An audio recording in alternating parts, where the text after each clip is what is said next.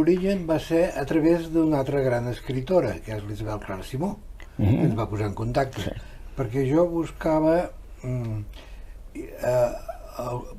algú que em fes una presentació a Palau Bofarull i havia llegit de l'Olga una petita novel·la, que és La tarda a Venècia, tan ben escrita, tan clara, que tothom l'hauria de llegir per aprendre a llegir i escriure bé.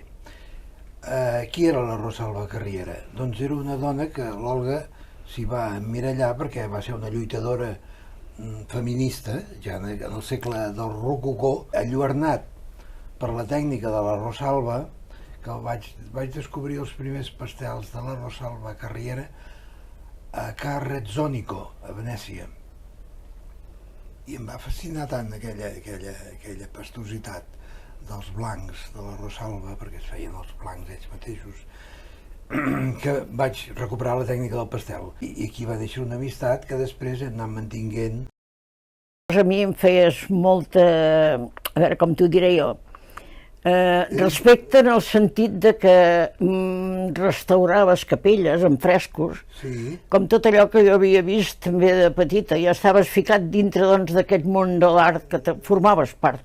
Entre una cosa i l'altra, i trobava molt difícil que t'enfilessis en una capella i unes parets i fessis aquelles pintures amb els sistemes que hi havia abans. I recuperar el fresc original, no la pintura de la paret de qualsevol manera. No, precisament tot allò que explicaves i tota aquesta cosa em feia que també alhora la pintura es tornava aèria en aquest sentit, no quedava plana, sinó que era... Tenies unes paraules que definies el fresc com el naixement del dia, perquè els colors de la pintura al fresc, ja ho deia el Vasari, tenen una lluminositat i una bellesa que cap més tècnica moral pot donar mai.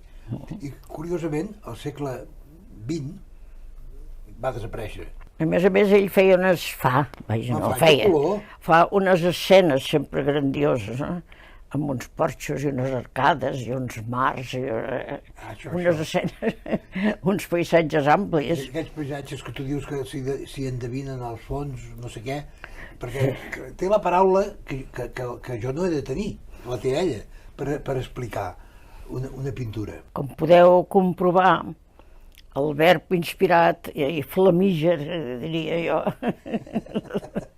doncs fa que ell s'expliqui per ell mateix. I com que ell això ja ho deia al principi, a mi totes aquestes coses me van quedar i són les que jo podria dir d'ell, perquè jo no conec, naturalment no conec el sistema d'ell.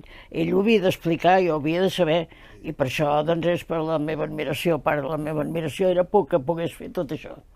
Soc figuerenc d'adopció, gairebé, i format amb els pintors de Figueres.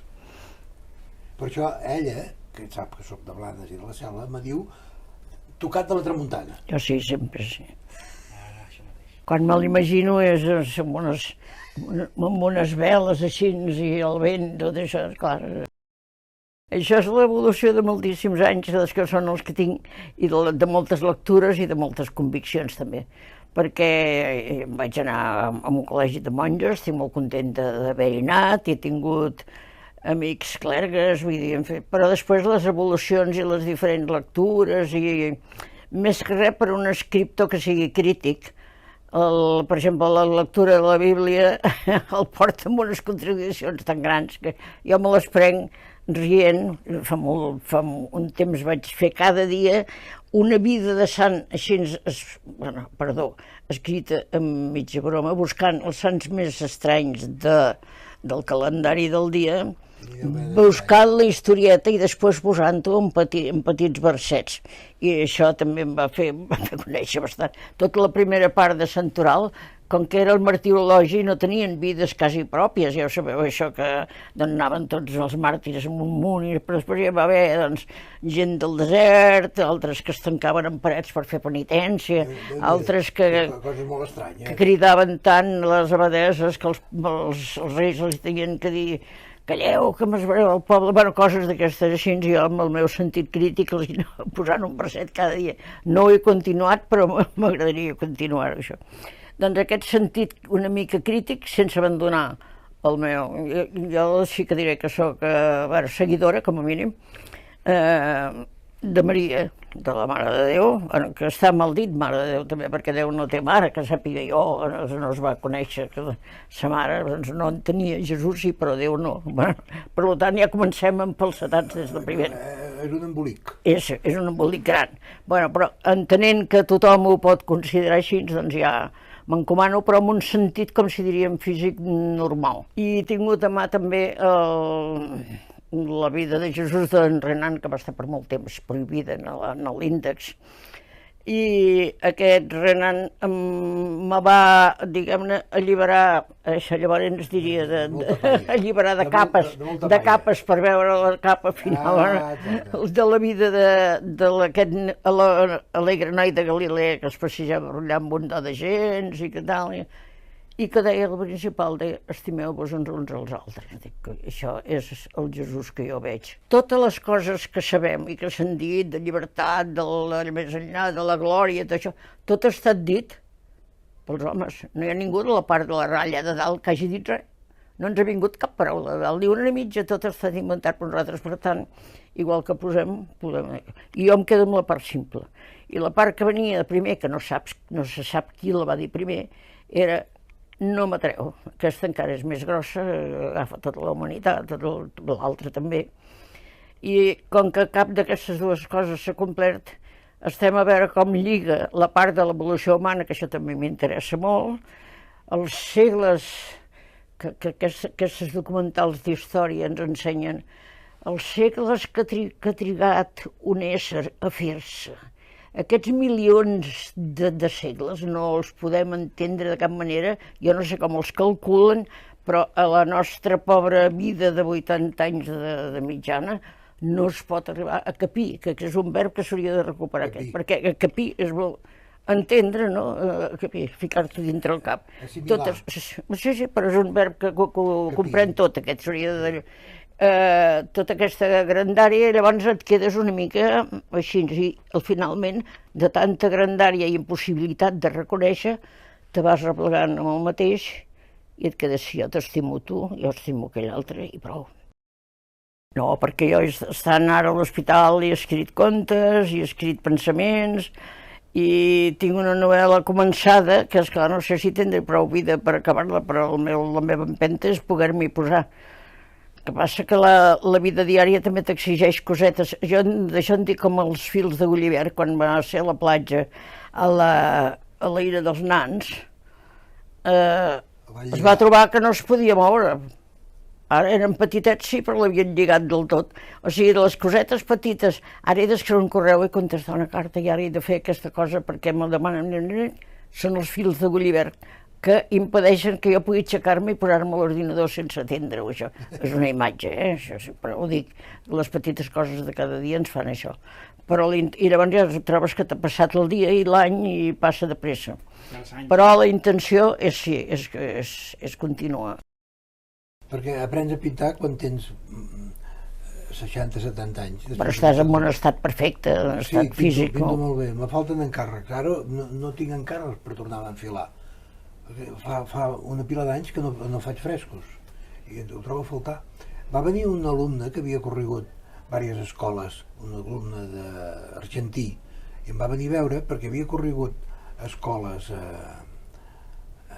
Itàlia, a l'Argentina, i quan anava a l'escola de Belles Arts li deien, miri, agafi aquests materials i creï, inventi, amb llibertat.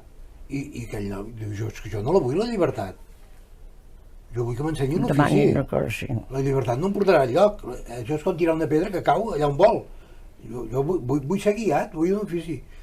I clar, jo li vaig parlar d'una cosa que de vegades en els llibres de pintura s'oblida, que diuen, com veus en un museu, pintura a l'oli. Que, per favor, la majoria de les pintures que hi ha als museus sí que hi ha oli, però bàsicament tot és trem d'ou gras. Tota la pintura d'un Botticelli, d'un Bellini, fins al trem d'ou era essencial a la pintura del Renaixement alemany. L'Holbein, el gran pintor que després va anar a retratar tots els reis d'Anglaterra i tot això, és trem d'ou. I agafes un llibre i pintura a l'oli, per favor. Jo ara noto la soledat molt. La soledat mata, és veritat, ho diuen els que ho han estudiat, psicòlegs i tot això ho diuen, i tu ho veus amb tu mateixa. Sí, I l'enyorança a mi també em mata moltíssim, l'enyorança de no poder fer les coses, de no poder anar aquí, de no poder anar allà, i fills tot d'en això. Gulliver. Els fills, no, bueno, això és més gran que els fills aquests de Gulliver. Però també una por. Jo tinc por a la mort, perquè no sé com vindrà, i i aleshores veig una línia que em costa molt veure què hi pot haver al darrere, malgrat les creences o no creences que jo pugui tenir. Penseu, perquè això han fet la prova amb molta gent, això, que un no es pot imaginar mai mort. Tu no et pots imaginar mort, perquè llavors, com que estàs vivint els teus pensaments, de mort no t'imagines. Per això la gent no es volen enterrar a terra, que no els hi passi una sargantana per sobre, uns altres volen el nínxol al sol perquè els hi toqui, uns altres... No, jo em vull enterrar a la terra del meu jardí, les cendres allà a Mont-ral, independent d'això, perquè amb això no puc fer-hi res, però tinc por. Jo tinc la gran esperança de trobar alguna cosa al darrere, però és impossible que ho pugui saber. Com és impossible que la meva vida càpiguen els milions de segles de l'evolució. Per tant, estic amb una cosa, amb una ratlla així, que m'estimo més pensar, no sé què pensar.